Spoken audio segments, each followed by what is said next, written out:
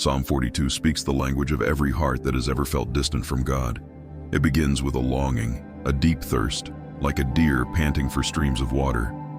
It's the cry of someone who once felt close to God, once felt His presence, once knew the joy of worship, but now feels empty, dry, and overwhelmed. My soul thirsts for God.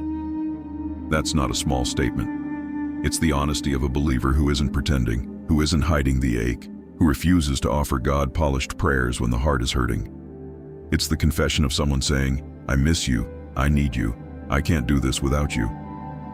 The writer remembers better days, days of singing, celebration, and joy, and that memory both comforts and hurts, and in the pain, questions rise. Where is your God?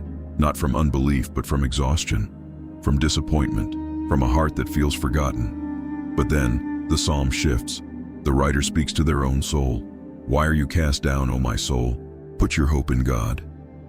It's a moment of holy self-talk, refusing to let feelings write the final chapter. The psalmist doesn't deny the pain. They simply refuse to let despair have the last word. Deep calls to deep, the overwhelming waves, the chaos, the heaviness. Yet even there, God's love remains. By day the Lord directs His love. At night, His song is with me. Even if I don't feel Him, He is still near. Even when tears are my food, He is still my refuge. Even when I feel forgotten, He is still my God.